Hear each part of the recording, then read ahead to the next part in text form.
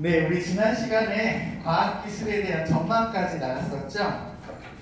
오늘은 두 번째로 과학기술과 관련된 부분 중에서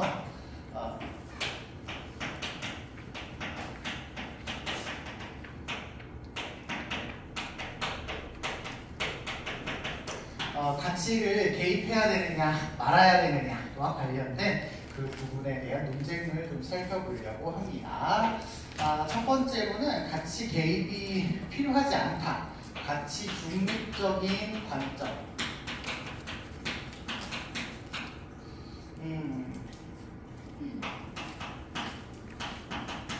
가치 중립을 해야 된다는 관점입니다.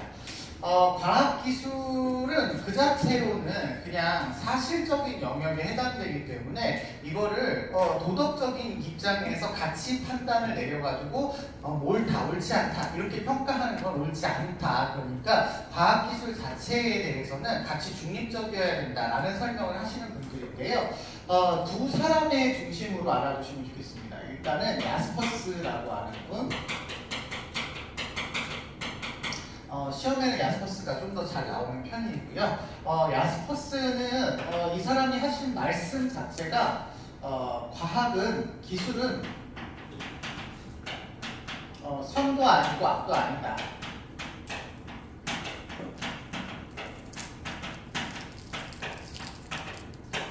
선도 아니고 악도 아니다.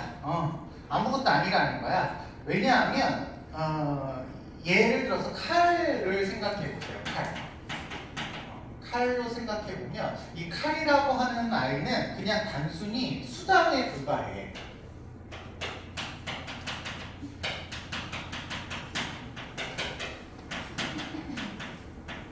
네, 수단에 불과해서 이거를 사용하는 사람이 엄마면 요리를 만드는 도구로 쓰일 거고, 이걸 사용하는 사람이 살인자면 살인의 도구로 쓰이는 거죠.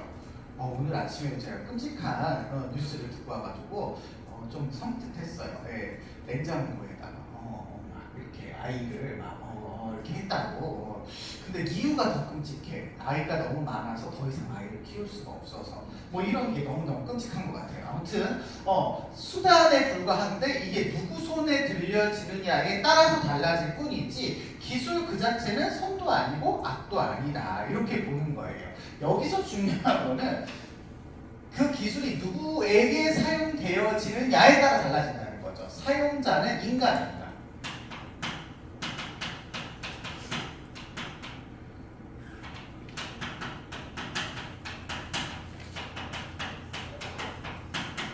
인간의 행위는 가치가 들어갈 수 있으시죠.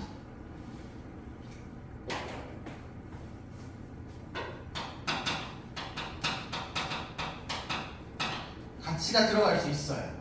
인간이 살인을 하느냐, 인간이 좋은 음식을 만들었느냐는 어떤 가치가 들어갈 수 있는 아이라고 할 수 있겠지만 기술 그 자체는 가치 중립적이다. 도구일 뿐이다. 이렇게 보는 입장이에요. 그래서 과학기술에 대한 어떤 성장과 발전 이걸 생각했던 사람이고요. 두 번째는 이제 푸앤카레라는 분이 나오시는데요.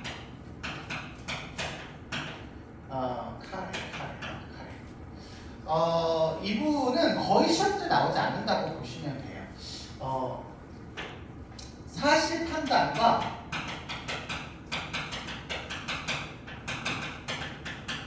가치 판단을 구별해야 된다. 이건 별개의 영역이라는 겁니다. 사실 판단의 영역과 가치 판단의 영역. 우리 1단원 문제 우리가 풀 때 메타윤리학에서 얘기할 때 비인지주의자들이 규범윤리학을 너네들 논리적인 오류야 라고 비판할 때 쓰는 게 사실 판단으로부터 가치 판단을 하는 게 논리적으로 오류다. 이거 얘기했었었죠. 성국이가 휴지를 주었어요. 라고 하는 건 성국이가 휴지를 줬는지 안 줬는지 확인하면 되는 사실 판단의 영역이야. 그런데 성국이가 휴지를 줍는 것을 바탕으로 성국이는 도덕적이다. 이렇게 판단을 내버리는 건 논리적인 오류라는 거야.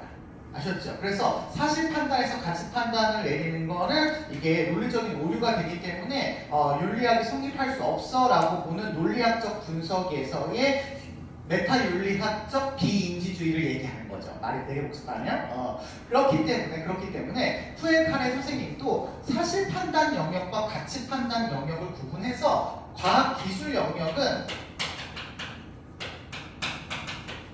사실 판단만 필요로 하지 가치 판단을 요구하지 않는다.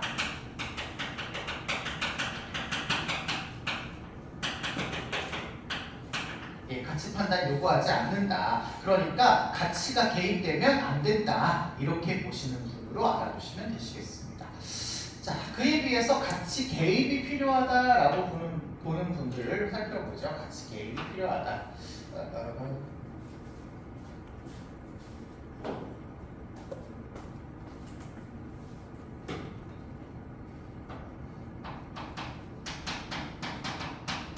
가치 개입이 필요하다라고 보는 분들을 살펴보겠습니다. 여기는 이제 과학기술이 너무 이제 발달을 하고 있는 상황이기 때문에 이 발달된 과학기술을 그냥 내버려 두게 되면 인간에게 뭔가 안 좋은 일이 일어날 것 같아라고 하는 약간 불안한 심리에서 이렇게 나오는 표현들이겠죠. 그래서 과학기술에 대해서 가치를 개입해야 된다. 시험 문제는 하이데거가 야스퍼스랑 세트로 시험 문제에 좀 잘 나오게 됩니다. 우리 이 두 사람이 예전에 어디서 얘기 나왔던 사람이냐면 죽음과 관련된 실존주의 사상가들로 나왔던 분들이거든요. 똑같은 실존주의를 이야기하면서도 뭔가 이렇게 맥락이 다른 이야기들을 많이 하고 계세요. 하이데거 선생님의 경우에는 인간은 과학에 붙들려 있다.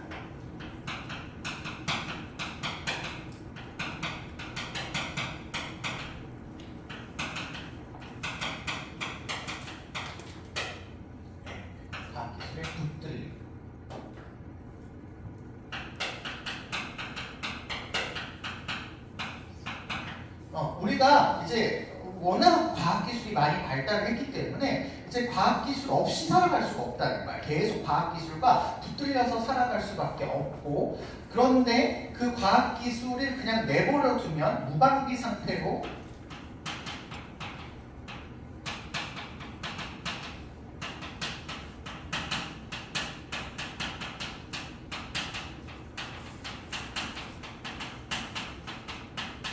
그냥 내버려 두면 우리 인간에게 계속 붙들려서 살아가고 있는 우리 인간에게 무방비 상태를 초래하게 될 거다.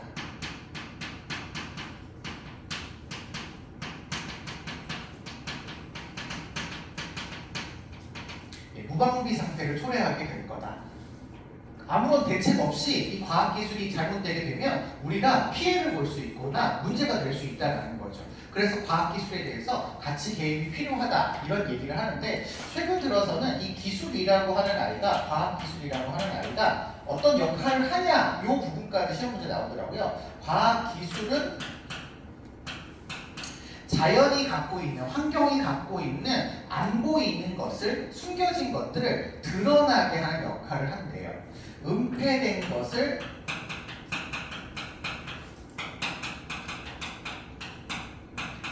탈은폐로. 옛날에는 화학기호 이런 거 몰랐잖아요. 물이 H2O다 이런 거 몰랐잖아요. 그런데 우리가 자꾸 연구를 하고 과학기술적으로 알아가다 보니까 이건 이렇게 구성되어 있어. 그러니까 우리가 이런 물질을 만들 때는 이런 요소로 구성하면 되겠구나. 뭐 이런 식으로 우리가 숨겨져 있던 사실을 알게 만드는 역할을 한다는 거야.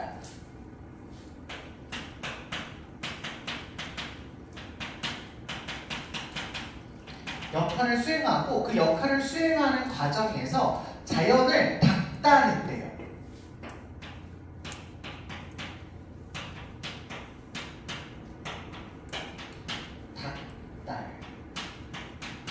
닥달. 이게 닭이 맞나요? 쌍기역인가요? 닥달했대요. 닥달. 글씨가 이상한 거네.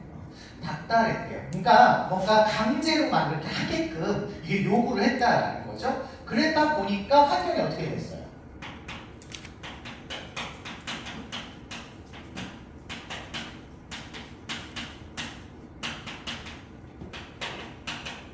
예, 이런 것들이 이제 일어나게 되었다라는 거죠. 그러니 우리는 이 과학기술을 사용할 때 가치가 들어가야 된다. 이렇게 봐야 된다는 거죠.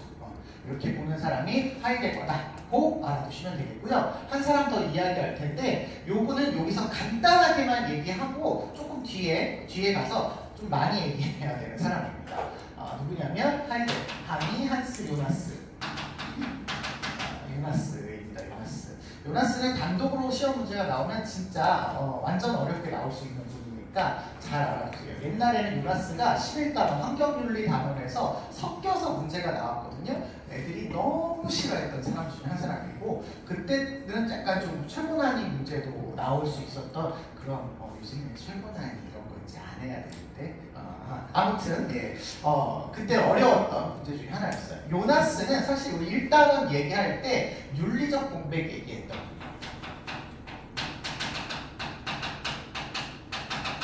윤리적 공백 뭐였냐면 이제 물질의 발전 속도는 엄청 빠른 데 비해서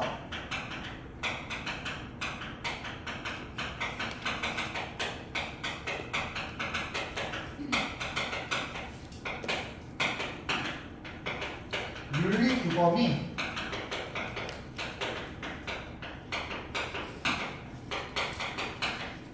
거기에 못 따라가는 거, 이걸 이제 윤리적 공백이라고 표현을 하고 그 윤리적인 공백이 나타나는 이유가 뭐 휴대폰, 뭐 요즘에 챗 GPT 말도 어려워요. 예, 챗 GPT 이런 것들이 없었을 때는 그거에 대한 윤리 규범이 필요하지가 않았는데 막 휴대폰 막 이런 거 생겼는데 장례식장 가서 막 시끄럽게 막 울리고 막 이러니까 이런 것들에 대한 예의, 규범 이런 게 요구가 되었다는 거야. 근데 그런 것들이 막 울리고 있는데 규범이 없으면 혼란하잖아요. 그러니까 규범이 있어야 된다라고 하는 맥락에서 새로운 윤리가 필요하다고 요청을 하신 분입니다.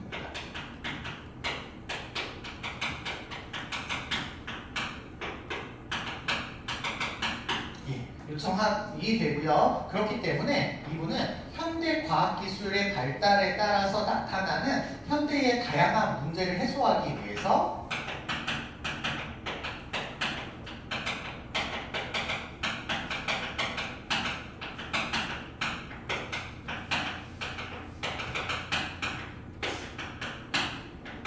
과학에 있어서도 성찰하는 과학, 윤리적으로 반성해보는 과학이 필요하다.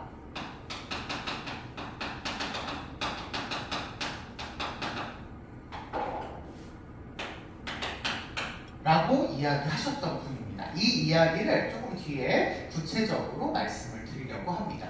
자, 이렇게 두 가지가 이제 비교돼서 보통 많이 나오는데 하이데거와 야스퍼스를 비교해가지고 이제 이 사람은 뭘 더 강조하고 이 사람은 뭘 더 강조 안 하냐 뭐 이런 식으로 해서 문제가 나오게 됩니다. 근데 이게 이제 앞에 있는 사람과 묶어서 나오기도 해요. 낙관주의와 하이데거 뭐 이런 식으로 묶어서 나오기도 하고 낙관주의와 요나스 이렇게 묶어서 나오기도 하고 뭐 그렇게 나오기도 합니다. 그래서 그런 식으로 알아두시면 되겠고 세 번째 과학자의 책임 문제.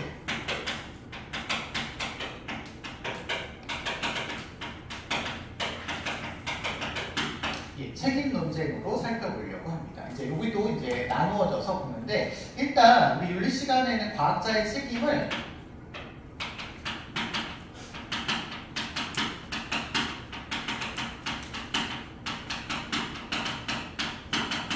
두 가지로 구분을 하거든요. 하나가 내적 책임.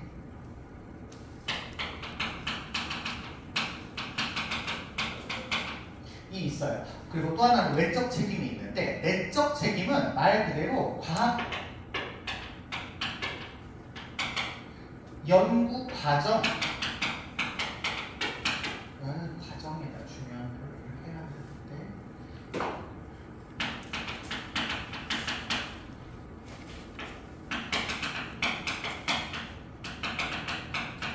이게 책임인데요. 그때 이제 책임이라고 하면 연구 과정에서 연구 윤리를 잘 지키고 표절이나 뭐 우리 보고 쓰는 거 있죠? 그런 거 하지 말고 그리고 자기 마음대로 조작하거나 막 이러지 말고 올바른 결론에 도달하기 위한 책임 이런 책임, 과학 안에서의 책임인 거죠. 학문 안에서의 책임을 이야기할 때 내적 책임이다 이렇게 얘기하고요. 두 번째 책임은 외적 책임이 있습니다. 외적 책임. 제가 이거 뒤에 다시 한번 얘기할 거라 이렇게 간단하게만 씁니다.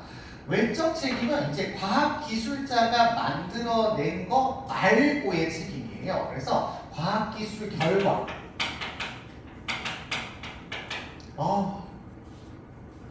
또 이렇게 했네.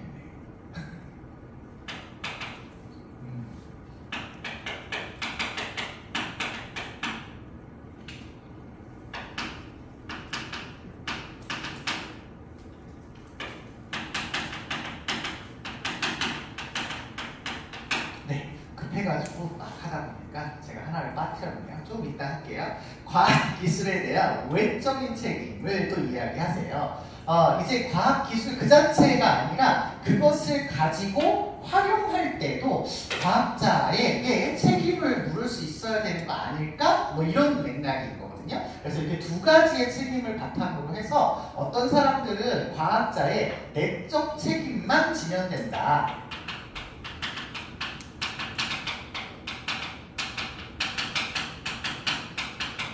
이런 사람들이 있고 어떤 사람들은 아니다. 외적 책임도 같이 있어야 되는 거 아니냐 이런 논쟁이 있을 수 있다는 겁니다. 내적 책임만 강조하시는 분들은 아까 말씀드린 대로 연구 윤리를 준수하는 겁니다.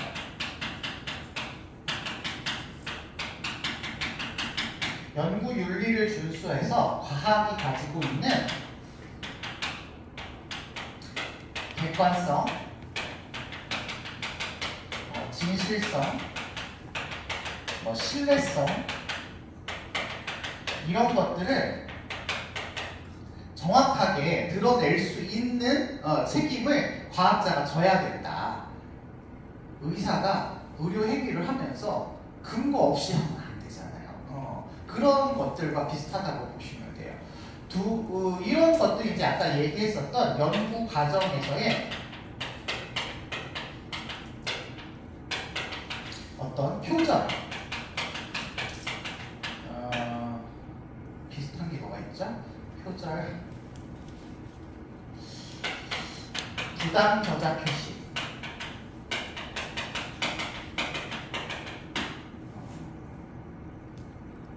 오남용, 단어가 생각이 안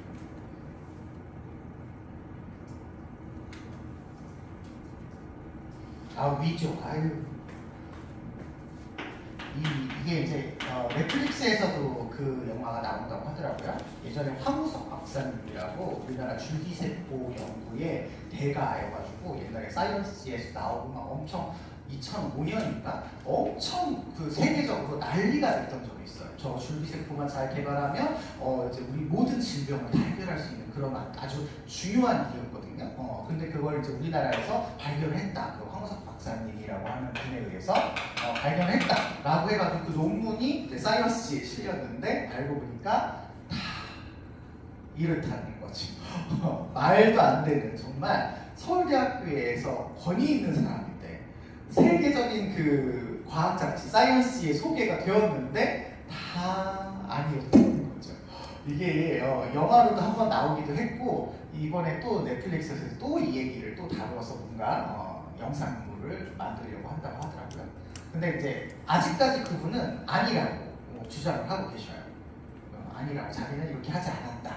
이렇게 하는데 알았으면 뭐 결과가 있어야 되는데 아무튼 네 제가 뭐라고 판단하기는 어렵습니다. 이런 것들을 하지 말아야 된다. 라고 보는 책임만 강조하는 거죠.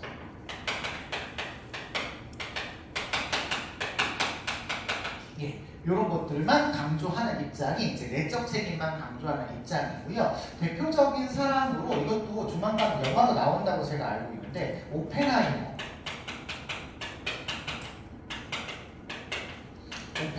씨라고 하는 분이 여기 대표적인 사상가는 아니고 과학자로 여기 들어가죠. 제가 알기로는 맨하튼 프로젝트에 참여해가지고 그 일본의 핵무기 떨어뜨리는 거에 이제 동조했던 그런 과학자로 알고 있으십니다. 물론 나중에는 다른 어떤 의견을 내었다고는 하지만요. 처음에 그 메가톤 프로젝트를 통해서 일본의 핵무기 사용에 대해서 찬성하는 그런 입장을 가졌었고, 이 오펜하이머에 따르면 과학자의 그 내적인 어떤 그 과정에서의 책임은 과학자가 져야 된다. 하지만 과학 기술을 활용하는 책임은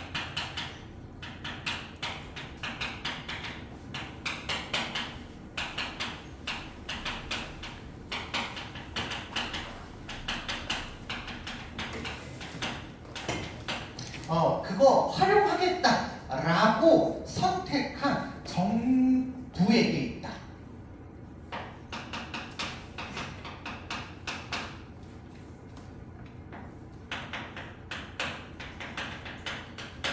이렇게 생각을 하고 과학기술자는 그냥 과학기술에 대한 책임만 지면 된다. 이렇게 얘기했던 분으로 유명하신 분입니다. 어떻게 영화가 나올지 궁금해요. 나중에 수업 끝나고 한가하시면 한번 보시면 어떨까. 자, 그에 비해서 아니다. 과학기술자가 과학적인 책임도 져야 되지만 그로 인해서 파생되는 결과에 대한 책임도 져야 되는 거 아니냐라고 보는 외적 책임.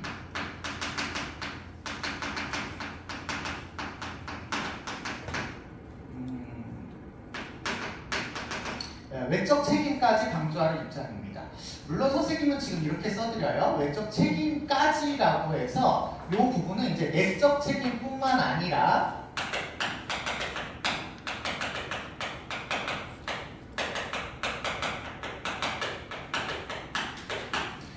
과학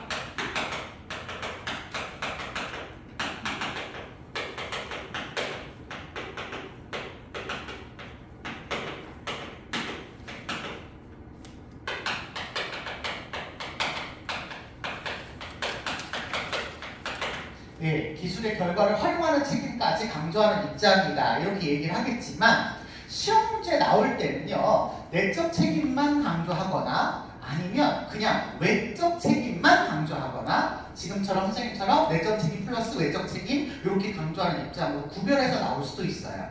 구별해서 나올 수도 있으니까 그거는 여러분이 참고해서 풀어주시고요. 이렇게 결과 활용에 대한 책임까지 강조를 해요. 왜 그러느냐? 우리 직업윤리 할 때 얘기했잖아. 과학자와 같은 사람들은 약간 전문가야. 전문가는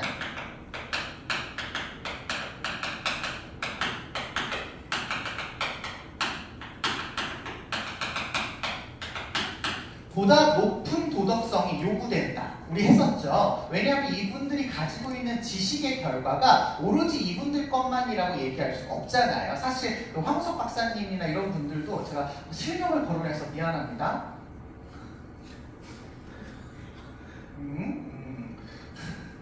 그런 연구하시는 분들도 자기 돈으로 연구하는 거 아니거든요. 다 나라에서 지원해줘가지고 연구하는 거거든요. 세금 쓰는 거란 말이에요. 그럼 그 연구 결과가 오로지 그들의 어떤 전문 지식만으로 이루어지는 건 아니라고 봐야 되기 때문에 보다 더 높은 차원의 도덕성을 요구하고 있는 겁니다. 거기에다가 이 과학기술자는 분명히 과학기술의 결과가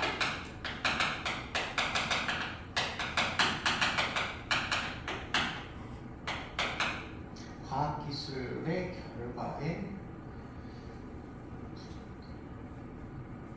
과학기술의 부정적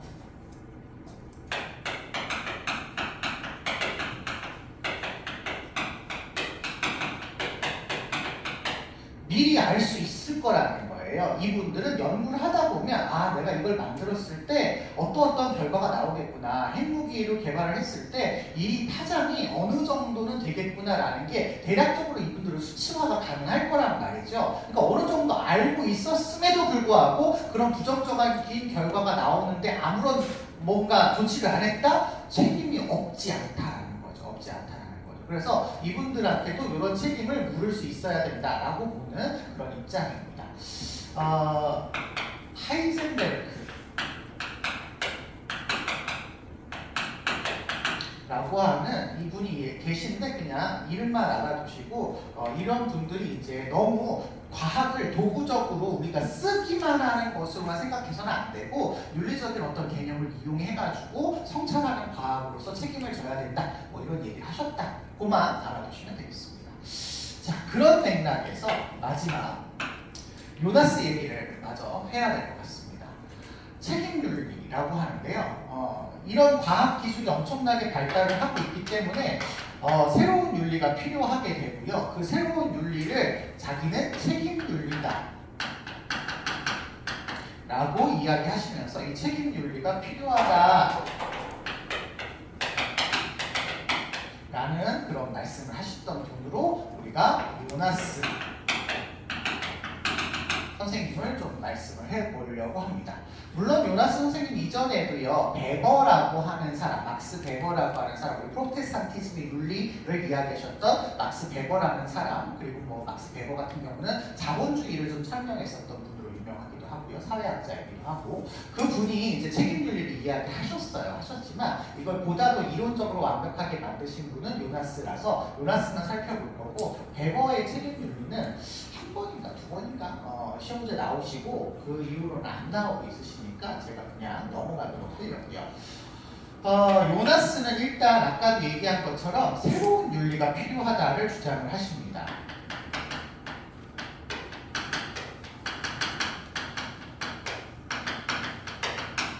왜 새로운 윤리가 필요하냐? 기존에 있었던 문제와는 너무 다른 문제가 요즘 들은 너무 많이 나온다는 거야. 과학기술의 발달에 따라 현대의 윤리 문제가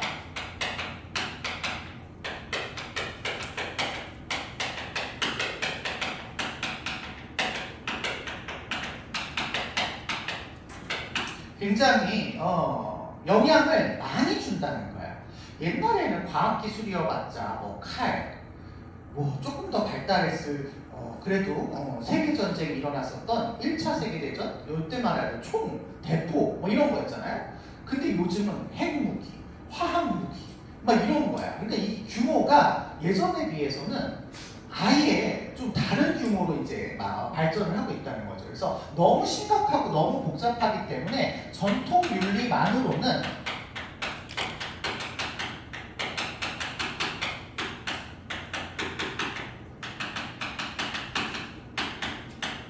해결하기가 어렵다. 이거 우리 11단원에서 제가 인간중심주의자인 누구하고 대비된다라고 말씀드렸죠? 기억이 안 나죠? 패스모어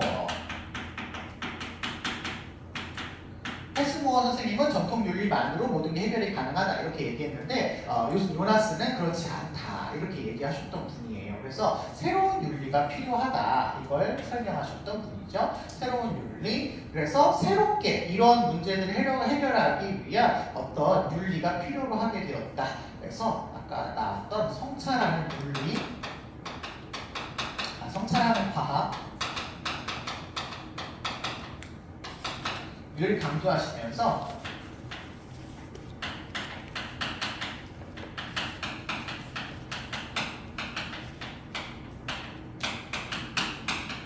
과학자들에게 새로운 어떤 윤리적인 책임이 있어야 되지 않을까라고 이제 이야기하셨던 그런 분이라고 생각해 주시면 되실 것 같습니다. 자, 이런 문제가 어떤 정도까지 이르렀냐? 현대 사회의 문제가 가만 보면 옛날에 있었던 윤리만으로 해결이 안 되는데 그 정도가 너무너무 심각해서 인간의 실존까지 위협을 하더래요.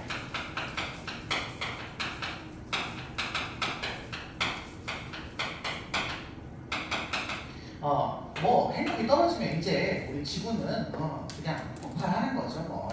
더 이상 우리는 존재할 수 없게 될 수 있다. 그래서 앞으로의 어떤 새로이 등장하는 윤리는 인간 실존을 위해서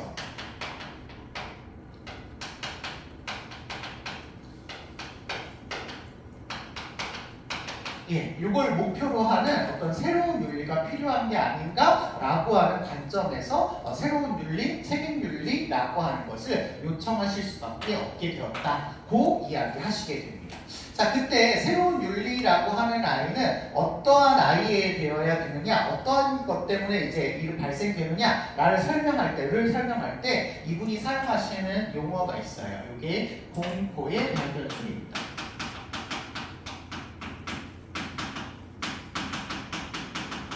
새로운 윤리는 공포의 발견술과 같은 어떤 상황을 통해서 나타난다. 어떤 상황이냐면 인간의 어떤 성향상 1번이었죠? 그냥 1번. 인간의 성향상 인간은 선에 대한 인식보다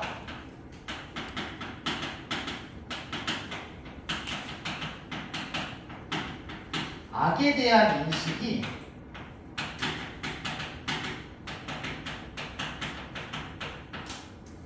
무한히 쉽다.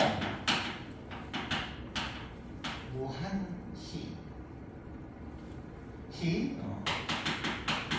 쉬우 쉽대요. 선은 내가 적극적으로 뭘 해야 얻을 수가 있거든요. 쓰레기가 있어. 그냥 지나가는 거 쉽잖아. 근데 이걸 주어야 되는 건 어렵잖아. 그쵸? 뭔가를 여러분이 환경 보호를 위해서 하라는 거는 어려워요. 뭐 분리수거 해라, 씻어서 버려라, 뭐 아껴서 써라, 이런 건 내가 뭘 해야 되는 거니까 이게 쉽지 않다는 거야. 사람들이 잘 안 해. 그런데 안 해도 되는 거, 안 해도 되는 거, 그냥 가만히 있어도 되는 거, 이런 것들은 되게 쉽다는 거죠. 선생님이 이때 꼭 예를 들어드리는 게 유치원 때 이제 아이들이 욕을 누구한테 배우냐면 친구들한테 배우죠. 그렇게 엄마들이 좋은 말 해라, 이랬어요, 저랬어요, 좋은 말만 하시고 막 이래도 그런 것들은 쉽게 이렇게 오래 유지되지 않아. 근데 욕 한번 배우잖아요? 그럼 평생 가죠.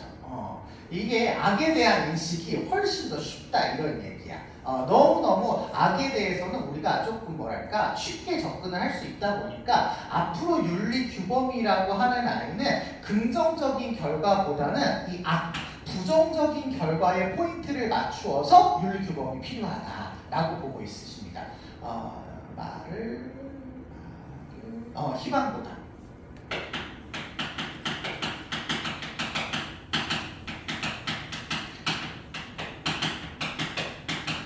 희망보다.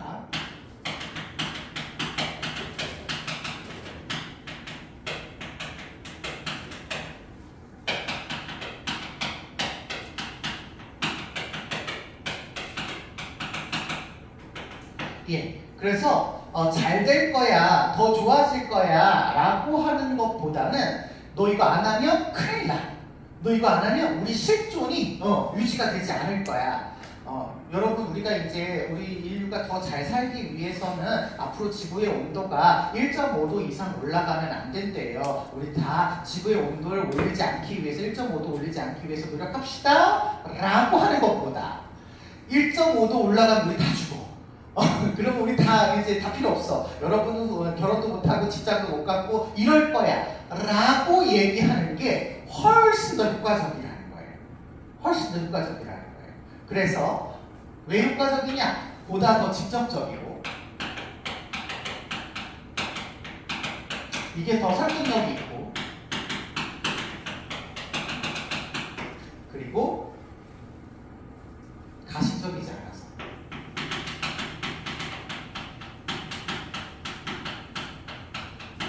않아서 이게 훨씬 더 효과가 있다는 거야. 그래서 이런 것들을 기반으로 해서 새로운 윤리가 만들어져야 된다. 그 새로운 윤리를 자기는 뭐라고 이름을 붙였냐면 책임 윤리라고 이름을 붙였다라는 거죠. 자, 이 책임 윤리는 일단은 칸트의 의무론을 계승합니다.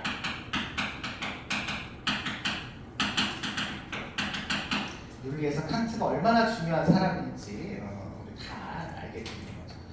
다 웬만하면 칸트의 영향을 받았어요. 자, 칸트의 의무론 여러분 생각해 보시면 인간이 왜 도덕적인 행동을 해야 해를 이야기할 때 칸트는 인간이 도덕적인 행동을 할 수 있는 능력이 있기 때문에인 거였죠. 다른 아이들은 행위가 없어요. 행위할 수 있는 능력이 없어요. 도덕적인 규칙을 세워서 그 규칙에 따라서 행동할 수 있는 능력이 동물, 식물, 무생물한테는 없는데 인간에게만 있으니까 인간다운 인간으로서 살아가기 위해서는 그 인간이 가지고 있는 능력에 따라 행위해야만 하는 의무가 있다는 게 의무인 거죠. 그렇죠? 그래서 능력이 있으면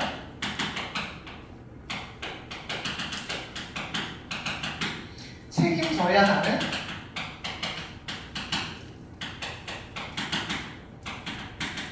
의무가 있다. 요걸 이제 그대로 계승을 해서 설명을 하시는 분입니다. 그렇기 때문에 결론인데요. 생태학적 정원 명령. 제가 색깔을 좀 많이 쓰고 있네요.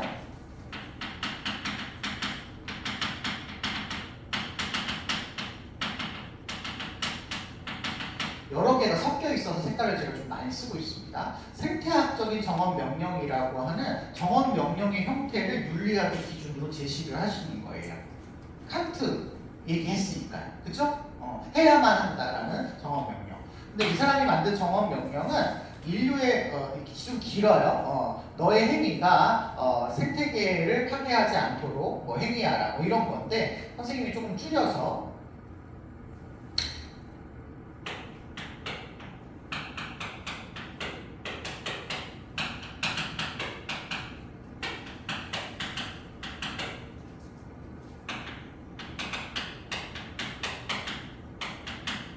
이렇게 그냥 줄여서 설명을 할게요. 인류의 생존을 위해서 행위하라 라고 하는 정원 명령의 형태로 나오게 되는데 그러기 위해서 생태계를 파괴하면 안 된다라고 하는 얘기가 여기 들어가게 됩니다.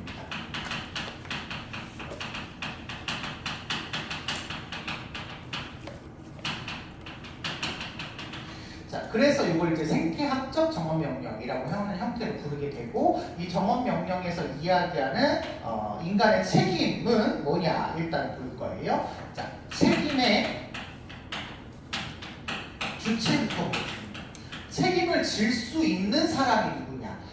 이렇게 실존을 위해서 행위할 수 있는 존재가 누구밖에 없죠?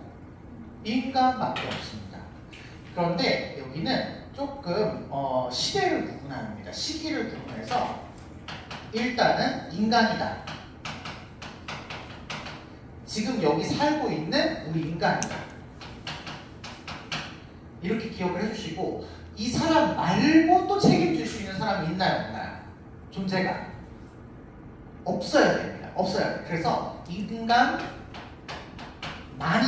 라고까지 써주시면 인간만 책임을 질 수 있는 유일한 주체예요. 유일한 주체라고 하는 건 책임의 대상이 있을 때 그 책임의 대상이 우리에게 책임을 지지 않아도 책임을 져야 된다는 얘기거든요. 그렇다는 얘기는 일방적 책임이라는 얘기입니다.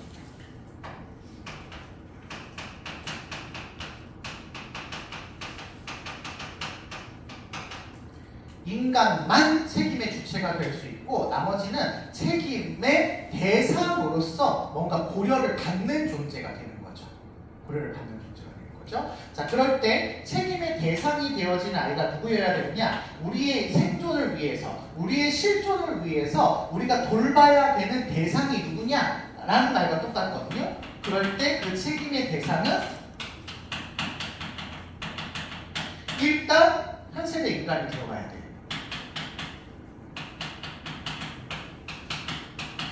한 세대 인간이 당연히 들어가야 되죠. 왜냐하면 인간의 실존을 위한 거니까요. 그래서 인간들을 돌봐야 돼. 칸트식으로 얘기하면 이 아이들은 직접 의무의 대상인 거죠. 직접 의무의 대상으로서 이분들이 살아나갈 수 있도록 해줘야 돼. 그렇다라는 이야기는 이분들의 후손도 계속해서 살아나갈 수 있도록 돌보는 것과 같은 맥락이라서 현세대 인간과 뭘 고려하냐면 미래 세대를 고려합니다.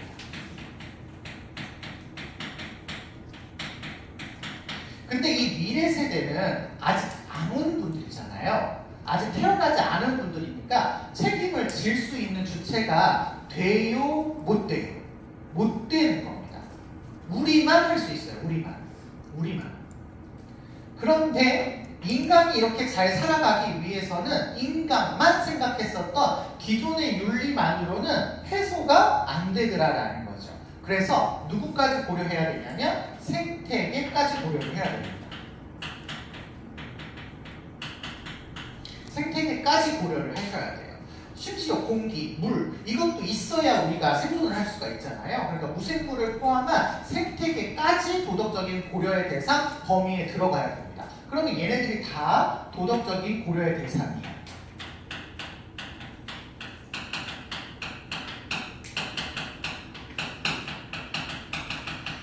그래서 11단원으로 우리가 생각해서 보면 이렇게 인간도 들어가고 생태계도 들어가면 이거는 무슨 중심주의라고 생각해야 돼? 생태 중심주의라고 생각해야 돼. 그런 느낌이야. 그런데 목적 자체가 누구의 실존을 위해서야? 인간의 실존을 위해서야. 그러면 또 이건 또 인간 중심주의잖아. 그쵸? 왜냐면 나머지 아이들을 간접 의무같이 해버리니까. 그러면 이거는 인간 중심주의일까? 생태 중심주의일까? 구분하지 마시라고 구상을 해놓은 겁니다. 아셨죠? 구분하지 마세요. 얘네들을 모두가 무슨 가치를 지닌다고 하셔도 되냐면 내재적 가치를 지닌다고 하셔도 됩니다. 내재적 가치를 모두가 지닌다고 하셔도 될 정도예요. 그래서 딱히 인간 중심주의인 것 같으면서 아니기도 한, 그래서 이분은 어디로 구분하지 말고 그냥 요나스로 풀어야 됩니다. 아셨죠? 구분하지 말고 요나스로 푸셔서 이분들이 이제 책임을 져야 된다라고 보고 있습니다. 자, 그럼 책임의 범위 보죠.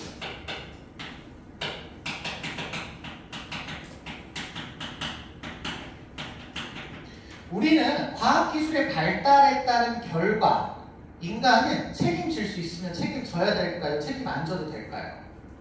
책임 당연히 져야 됩니다. 왜냐하면 인간이 만든 거니까요. 그래서 인간은 자기가 만든 과학기술에 따라 그 책임을 져야 할 의무가 있는 거라서 과학기술 결과에 따른 책임져야 됩니다.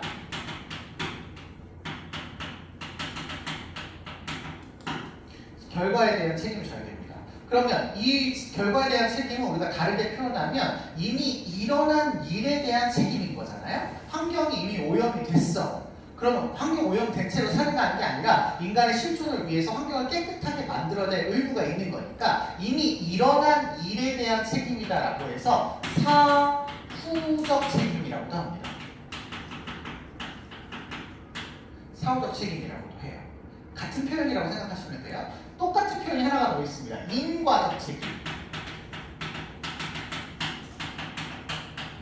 원인에 대한 결과로서의 책임이라는 거죠. 결과로서의 책임. 그래서 우리가 이렇게 오염을 시켰으니까 이걸 오염시킨 거에 대해서 깨끗하게 만들어줘야 되는 책임이 있다. 뭐 이런 인과적 책임이 있는데 이것만으로는 불충분하다. 그래서 또 책임을 얘기합니다. 무슨 책임이 있냐면 결과 전에 예방하면 더 좋잖아. 그쵸? 그래서 예방적 책임이 맞습니다. 예견적 책임이라고 합니다. 우리가 어떤 과학기술을 만들었어. 근데 그 과학기술로 인해서 나타날 부정적인 결과 예측할 수 있잖아요. 그쵸? 그러면 그 부정적인 결과가 나올 수 있게끔 우리가 노력을 해야 되는 책임이 있는 거죠. 그럼 예방, 예견 해서 책임을 져야 됩니다. 사후의 책임뿐만 아니라 일이 일어나기 전에도 책임지는 거니까 무슨 책임? 사전적 책임도 질 수 있는 거죠. 아셨죠? 일방적 책임, 예방적 책임, 사전적 책임. 물론 이런 것도 다 포함하는 겁니다. 하나 더 있습니다. 여러분, 과학기술이 발전을 하는데 과학기술 발전에 따라서 우리가 모든 것들을 예상할 수 있나요? 예상되는 것도 있고 예상 안 되는 것도 있나요? 그쵸? 우리가 뭐 요즘 뭐 아까 얘기했던 무슨 줄기세포 뭐 이런 거 있잖아요. 다 몰라요. 뇌과학 연구에도 다 몰라요. 모르는 부분이 많이 있을 수 있어. 그런데 무턱대고 과학기술을 만들었어. 적용을 했어. 부작용이 나올 수도 있단 말이에요. 그럼 그 나오는 건 책임져야 될까 안 져야 될까? 인간의 생존이 위협된다면 책임져야 되죠. 그래서 예상할 수 없는 책임.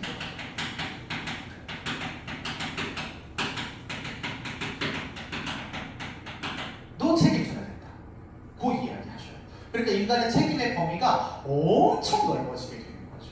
그래서 아까 얘기한 것처럼 부정적인 상황, 공포 이런 것들을 기준으로 만들어 놓아야지만 지금의 환경 문제나 이런 인간의 실존을 유지할 수 있다라고 굉장히 책임을 넓혀놔서 함부로 인간이 뭔가를 부정적인 결과가 산출되지 않도록 행동하기 위한 조금 이렇게 포괄적인 책임으로서의 책임을 만들어 놓고 있습니다.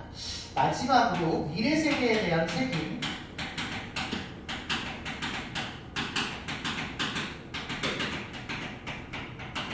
에 대해서 요나스가 두 가지로 구분을 하는데 1차적 책임이 있고 2차적 책임인데요.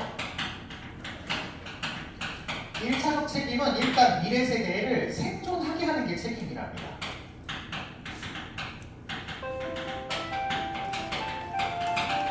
예, 미래 세대가 앞으로 우리 자녀가 이 땅에서 살아가게끔 하는 책임이 있답니다. 두 번째로는 여기로만 충분하지 않대요.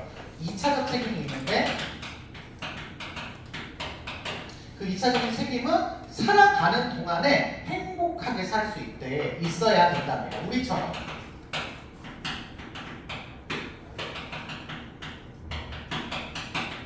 삶의 질을 고려한 책임이 2차적인 책임으로 발생할 수 있어서 우리가 우리 미래 세대에 대해서 책임을 져야 될 때 일단은 생존을 위해서 책임을 지기도 하지만 앞으로 그 아이들이 살아갈 우리 땅이 지금 우리가 조상에게 이런 환경과 이런 조건을 물려받은 것처럼 행복하게 살아갈 수 있도록 책임을 질 수 있도록 굉장히 책임에 대한 범위를 확대시켰다. 그러니 뭐 이게 제 생각에는 윤리니까 이렇게 하지 않았겠어요? 이런 방법으로 우리가 과학기술을 접근을 해서 조금 더 많은 책임을 인간에게 부과하고 있고 앞으로에 대한 문제점을 이런 방식으로 좀 해결해 보고자 하지 않았을까라고 생각이 됩니다. 여기까지가 우리 과학기술 윤리에서 시험 문제로 나올 수 있는 포인트인데요. 지금까지 요나스는 사실은 그렇게 막 문제로 많이 출제되지는 않았었어요. 왜냐하면 이분 자체가 좀 어려운 분이기도 했고 11단원에서 연계돼서 나오다가 빠지시는 바람에 잘 안 나왔는데 최근 들어서 조금씩 나오고 있어요. 이번 6월 모평에서도 한번 나왔거든요. 그래서 요나스 문제가 나올 수도 있다라고 알아두시면 되겠습니다. 여기까지 보실게요. 고생하셨어요.